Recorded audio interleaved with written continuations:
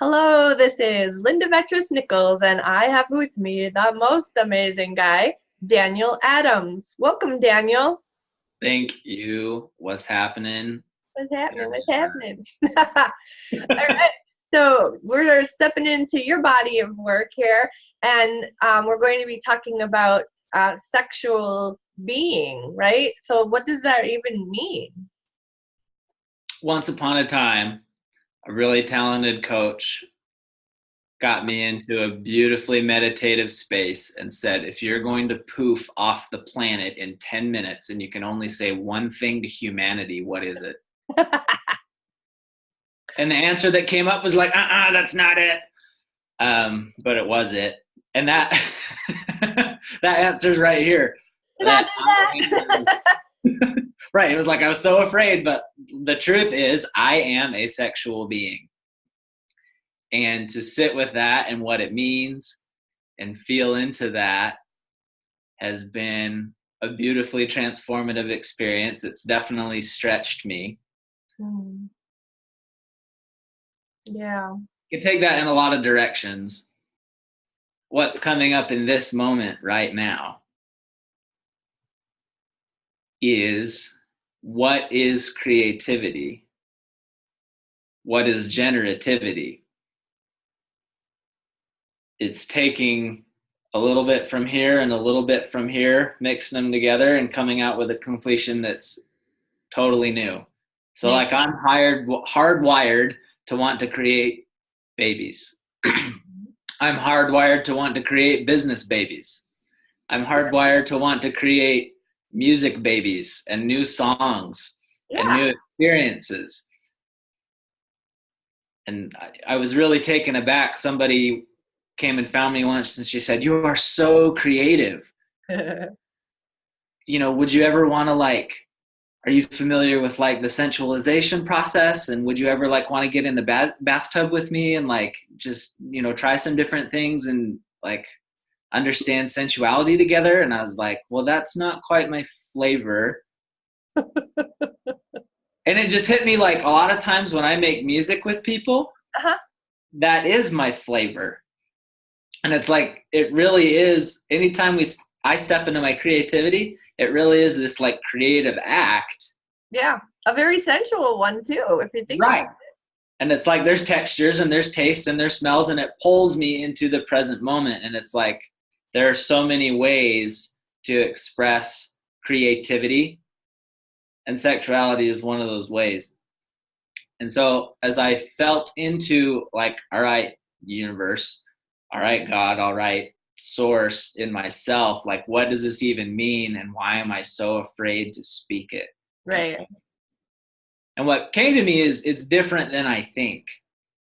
So I've in my personal experience, I've been super confused because I've been attracted to every human being independent of the plumbing. And I and I've felt all this shame and this guilt around it. Well, what if everybody knew that I feel so attracted to everybody? What will they think of me? And it's I've always wanted it to be right. And it's when I feel into the label of well, am I gay or am I not? And, where's my sense of gender? I was in a worship service one time, and I had kind of this imagery come up where I was in this gorgeous room, and it was full of marble and all these statues, and it was just this spacious amazingness. And I saw this bright white light that turned into all these colors of the rainbow. And I started thinking well, is that a symbol for I'm gay? Oh. And the answer that came to me was, gay is different than you think.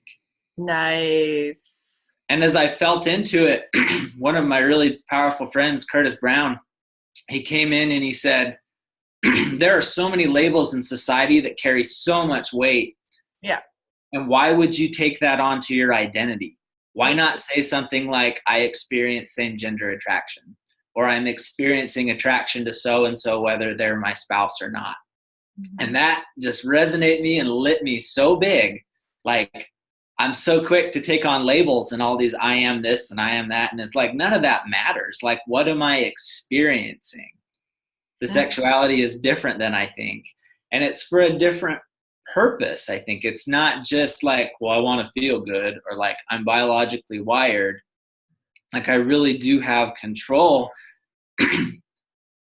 and also the power to move a ton of energy. Like as I start to embody my soul fully in my body and breathe into my belly and breathe into my hips and breathe down into my toes, it opens up this whole channel to move masses of amounts of energy, to really harness the essence of creativity to put towards my business goals. Right. And what more beautiful way to connect with a human being in a committed partnership, to fully and completely cement all of the things that we create together than by some act on the sexual spectrum. Right. That's such a tiny piece of right. That. Really. Yeah, I love it. Very cool. So, and so what do you mean by let it be? That was the term again that came up during the exercise. I was just as taken back, as anybody, like, well, okay, what does that mean? When I feel into let it be, it's kind of like, all right, I'm having this impulse. And it doesn't mean I have to do anything with it. Just notice it. What is it asking for? Yeah. Let it be that I'm wanting to experience union with the divine. Let it be that I'm wanting to experience union, in myself. That I'm wanting to blend my masculine traits and I'm wanting to blend the best of my feminine traits and embody those in fullness and just let it be that that's wanting to come through. And it's not like, when I feel aroused, it's not necessarily like, oh, I need to go have sex. Right. It's like, what's the metaphor here? What's the creative energy moving through? It's not like, oh, well, I need to go find some porn somewhere. Yeah. It's like, what is wanting to be created? What is wanting to connect? Yeah. I mean, in me, what's wanting to embody in me? What are the new creations wanting to happen in a business context, in play with my children? Is it creating a new budget structure with my wife? Like there are so many avenues for creativity. Yeah. Let it be. Right. And a lot of times porn is that seeking something outside of self because someone hasn't embodied themselves, right? They haven't gotten in touch with who they are and like you said, what's coming through at that deeper level of connectedness with self. And when you do that, it's super easy to connect with others, and you get way beyond the whole porn or just horny or whatever you want to call it. Yeah, it's I mean it's ultimate connection. Yeah. Which is the opposite of addiction, right? If I'm ever feeling like I'm addicted to something, for what's wanting to be connected with, and folks on the screen are like the most welcoming, they'll show you anything in the world and invite you in this, widespread intimacy. And there's a different way. It's different than we think. That's not like, it's unskillfully trying to meet a need somewhere outside. I love what you said. It's outside of myself, and I'm looking for that fulfillment outside of myself. It's here. Like, Right in me. Ain't gonna happen. Yeah. I love the term redefining addiction. And we're having one of those discussions right now. I love this. Okay, cool. So it starts with self, like I want to go, duh. As humans, it's like we get to jump through a few hoops a lot of times to kind of, oh, I should have had a V8, knock in the head, right? And I mean, you can be in a long-term marriage and not even realize that, the marriage dissolved because you weren't loving yourself. And then you get into this perfect marital situation, and you really do learn to love yourself finally. And it's like, oh, yeah, it really wasn't the marriage, it was me. And in loving myself, it makes like everything so much easier. Does that make sense? Absolutely. I'm on that same page.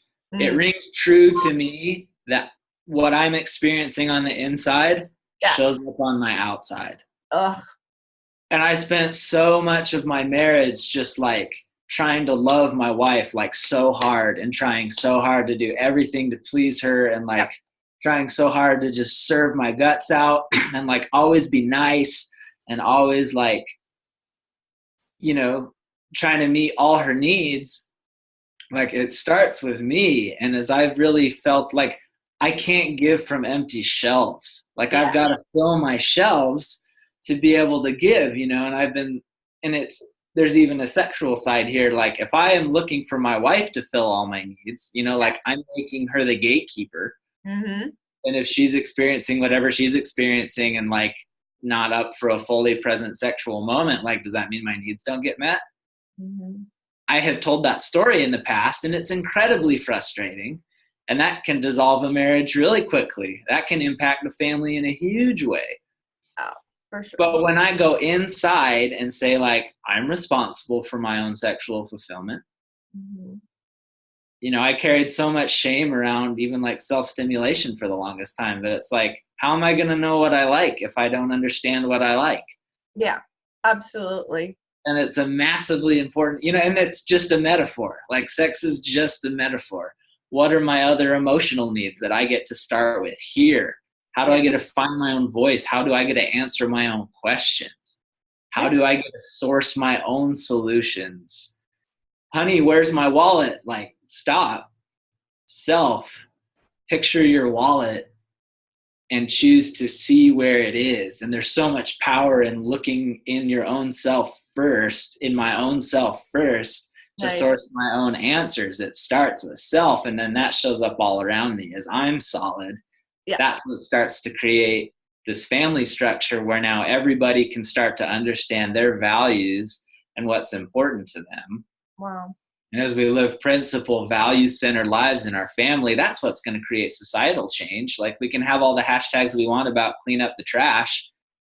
It starts with like principles taught in the home by parents, like create more than you consume. Yeah, right? That's something that gets taught in the family. Like throw your trash away. Okay, now no one has to throw trash away because everybody's taking care of their stuff. Like it happens in the family first, it happens in the individual first, and that mirrors in the family, and from there it goes out to society. I love it. I love it. And you do events for women and their daughters, is that right? Yes, we love moms and teens, so it's 14 plus on the daughters and the moms. The most recent event that we ran was called You Don't Have to Be Perfect to Be Powerful. It was looking at perfectionism and how to move, how to sit with that, how to be comfortable with that. Yeah. And creativity is the key to moving through things. Life gets so mundane and we get so stressed about, I got to take people to soccer and I got to do this and I got to do that. And when do I have time and whatever. Like the creative exercises we do, both musically, visual art wise, it doesn't matter how it sounds or how it looks. It matters how it feels while you're making it. And to give women permission, to be in that space and be like, there's no outcome here. This is just art for the sake of learning something about yourself. Yeah. It's a beautiful space. And so many women were just like raving about their experience. We also highly encourage naps at these events. Perfect. Right? Like, what woman want to sign up and hand you some money to get a nap in? An uninterrupted nap. Let's go there. That's the key. Uninterrupted naps. Yeah, right. Well, very cool. And you do this with your wife, and go ahead and give your website so they can connect with Tina there as well. Yeah, the website is youcancreate.org. It's spelled normal, youcancreate.org. Tina is a powerhouse. I'm the extroverted part of our relationship. She loves to shine behind the scenes. Everyone that feels into her is like, wow, she is a powerhouse. Neat. Yeah, she's amazing. That's so fun. So I love gifted. it. You'll love her. Couples working together. It's so beautiful. All right. Well, thank you so much, Daniel. This has been great information. My pleasure. Thank you, Linda. Absolutely. Bye-bye. See ya.